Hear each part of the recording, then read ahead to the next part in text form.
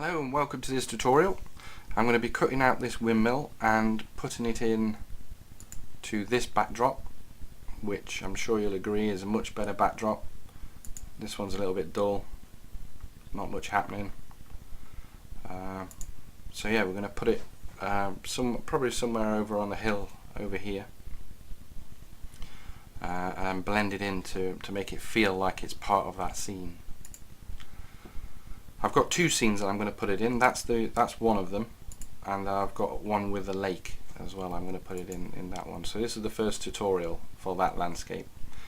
I'll first run through how we're going to cut it out. I'm going to use a tool called focus area, and what that does is Photoshop will distinguish what is in focus and what isn't, and it will select the pixels that are in focus.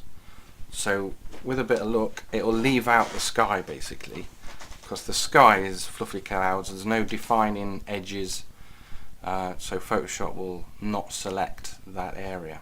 There are other ways in which we can cut this out. We could use the pen tool, the marquee tool, selection marquee, lasso, and there's a couple of magic wands where it selects color pixels.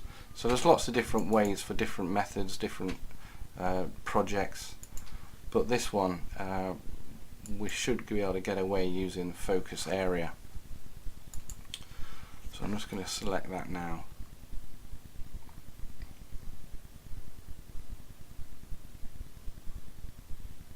Just thinking about it. There we go. So everything that's black, it hasn't selected, and everything that's in colour, it has selected. So we can see that it hasn't taken out the colour in the sails, it's left that in, so we've got to take that out manually. But other than that, it's done a pretty good job around the outside edges. So because this is a windmill, it's not all the time you'd be cutting out a windmill, but on this occasion what we've got to do is we've got to tell Photoshop that these bits in between the sails we don't want. So if we draw in these areas, and we just tell him Photoshop we don't want this range of colour in between these sails. We don't have to be accurate, we just have to draw in them, just draw a little line or something to indicate to Photoshop we don't want those bits. And as you can see, it's just thinking about it here, and then voila, bang, so they've all gone. Easy as that. Now it's a little bit tedious, we've got to go around every individual bit, so I'll speed the video up and talk you through the rest of it once I've done this.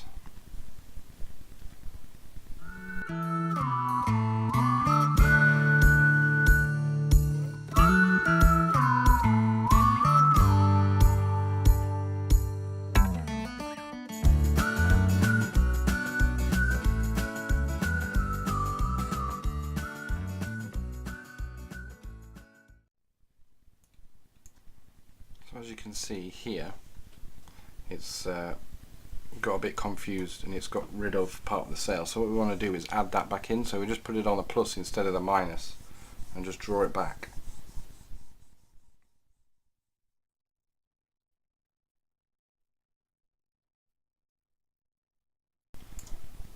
So as you can see here, look, it's got rid of a section of the windmill wall because it couldn't determine which bit was the wall and which bit was cloud. So we'll just paint that back in.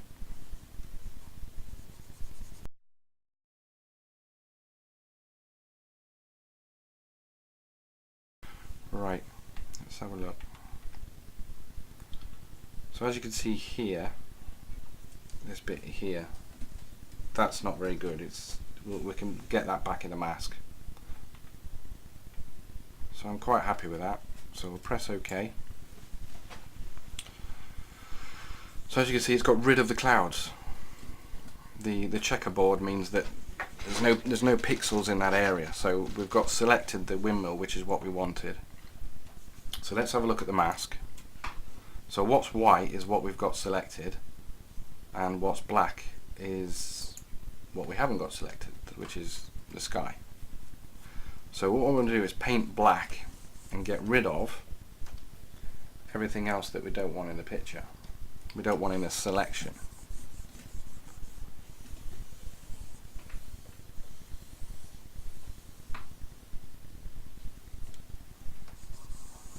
So the tree can go, everything can go.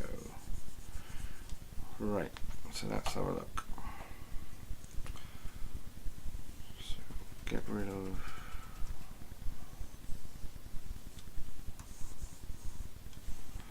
right, let's see what we got. Right, so we've got our windmill. We just need to get rid of this fence. We can do that by just selecting the top and doing a content aware fill, which is shift delete, content aware, and get rid of it. So that's not done a bad job. It's not great sometimes. Now we'll do a clone stamp and just paint in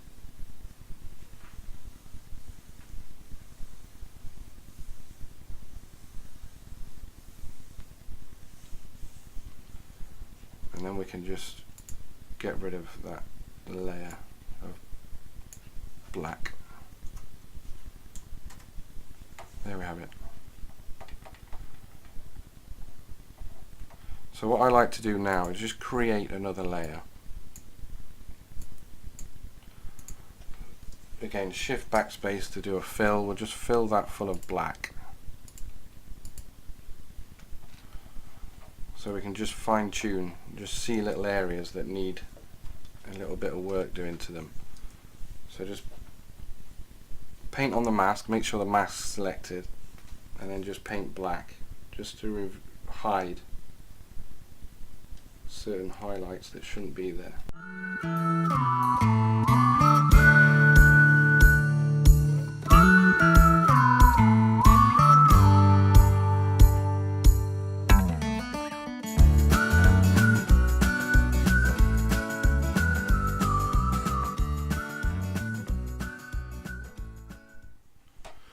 Right, so we get rid of that black layer now. So we got our windmill nicely cut out. So we'll just crop in now.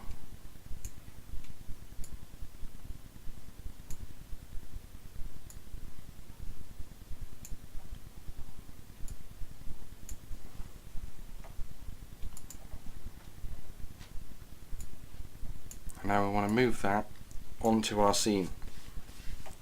So just use the move tool and just drag it across.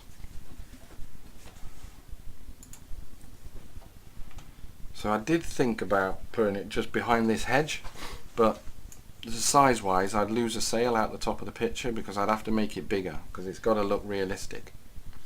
So I think the only place I can put it really is on this hill. So Control T will bring up the toggle size scale toggles so I can bring it into a decent size. In the old Photoshop, when you pulled on one of these toggles to make it bigger or smaller, it warped it and it did it out of proportion. But in this latest version of Photoshop, you can now pull it and it does it automatically. You know, it'll stay in proportion. So that's really handy. So just gauge it by the trees behind, how big you want the windmill. You don't want it too big, but it needs to be realistic as well. That's not too bad. Yeah, we'll go with that. Right, so now it just looks like the windmill's been plonked in the scene. It doesn't look part of the scene. So our job now is to make it look like part of the scene. So what I want to do is just chop away.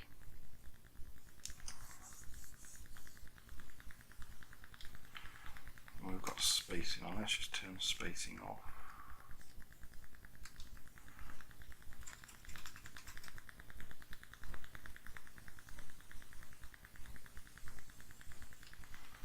There we go.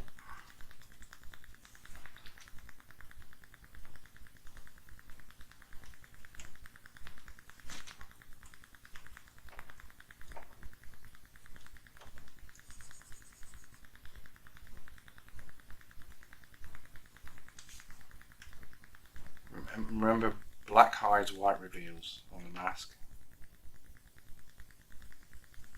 So all I'm doing is just painting the bits that I want to see and painting with black the bits that I don't want to see.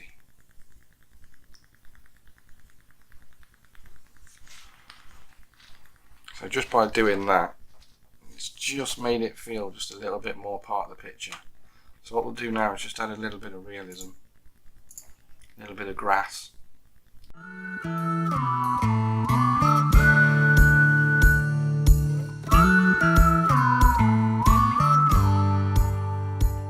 So there are some things in this picture that we need to address, and that's the light.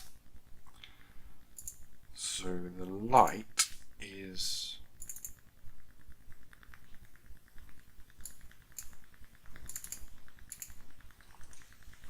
the light source is here.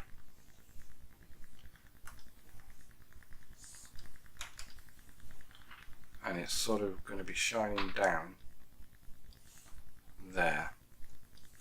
So this area here will be in shadow. So that's what we've got to achieve. So we're going to apply the layer mask now, because we don't really need that, and then we're going to select the windmill. So we've got the windmill selected, and now we want to choose the burn tool. Yes, the burn tool, because we're going to create a shadow now. We've got it set to midtones, exposure 58, which is a nice subtle effect. So we don't want it too dark. So we just want to come in there, and that's it. That's as easy as that. And then we'll just dodge, which does the opposite and adds a highlight. So we'll add a highlight just at the top there. Deselect. So now we've got the light hitting from above with the shadows at the back.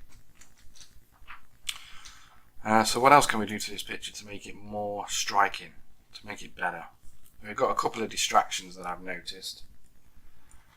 We've got a little bit tufts of grass that we need to get rid of. What have we got? Healing brush. No. Spot healing, content aware. So we get the marquee tool over that. Shift delete. Content aware. Get rid of that. We've got a blue bucket in the distance.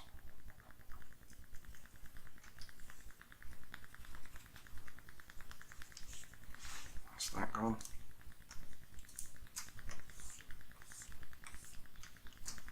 Not sure what that is. Let's get rid of distractions, really. Right, we have got some telegraph lines and a telegraph pole there. So I think I'm going to get rid of those. So I'll just get rid of the windmill for a minute. Let's get rid of the pole first. So let's just put a selection on it. And we'll use the patch tool. I can just move it out of the picture.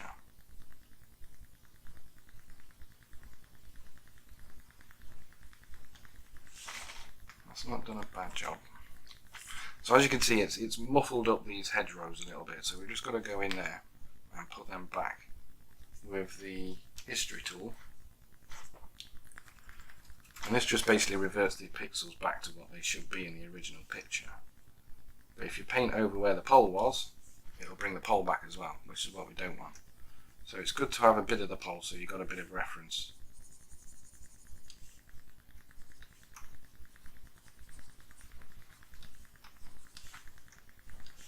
And then what we do is we just use the clone stamp then just to get rid of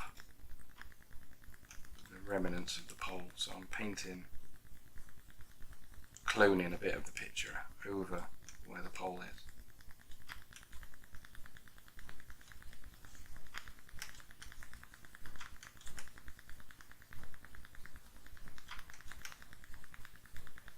Or once was, because it ain't there anymore.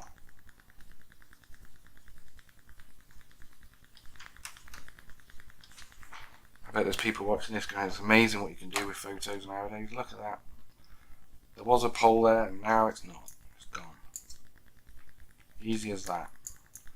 So now we've just got to get rid of these lines now. So what we're going to do is we're going to create a path with the pen tool. All I'm doing is just clicking on the line, creating a path.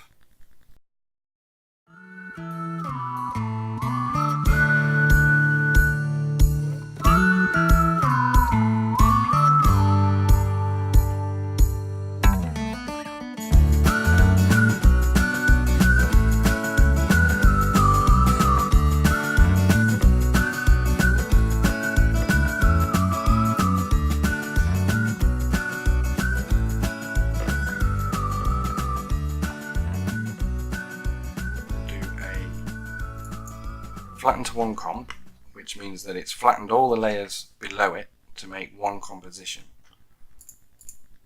So if I was to get that, so that's my picture now. There's no layers in it. It's just, that's it. So we'll do a camera raw filter, and we'll just bring these highlights down a little bit just to increase the sky definition, and then we'll put the shadows up so we're getting more sort of detail in the shadows. Add a bit of magenta and a bit of warmth, and a bit of vibrance. Put a bit of vibrance in there. It's looking good. It's looking good. So now, to add a bit of magic to the picture, is I like to use a program called Color Effects Pro. It used to be called Nik Collection, and then it went to Google and it was called Google Nik Collection, and it was free then. Google did offer it for free for a while, but then they said they're no longer updating it, so it was eventually gonna fade away. Because I mean, it's such a wonderful, it's such an amazing program, and to say Google was just gonna let it fall by the wayside, because as computers were upgrading and updating, this would have got left behind. It would eventually not work. Luckily it's still working for me, but DxO, I think it's DxO, they've now bought the rights to this, and they're developing it, but it's no longer free. But if you are looking at editing photos, I would seriously recommend this program. I think they've still kept the name of like Nik Collection, but it's just by DxO. So go to their website, and I would definitely recommend getting it, because it really does add a lot of mood to a picture, and I'm definitely one for adding atmosphere to a picture. It makes the mundane look amazing. I mean, look at that, just by one click. I've got graduated neutral density filter in there, brilliance warm filter, tonal contrast, pro contrast, sunlight, and vignette. Now, when I would be doing this normally, I'd be going into each one of those and playing with the sliders and getting it, as perfect as I can. But just for this tutorial, we'll just hit done.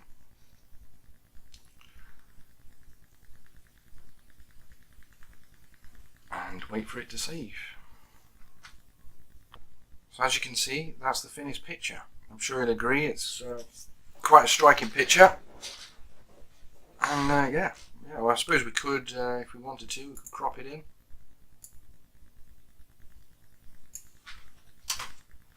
There you go. So I hope you've enjoyed this tutorial. And and I hope it's inspired you to get out with your camera and take some shots. I mean, if there's something boring in a scene, just take it out and put it in a better one. Yeah, so I'm going to be doing another tutorial on the lake, putting the windmill in the lake. Yeah, so I hope you've enjoyed it, and please subscribe or give me a thumbs up. Cheers.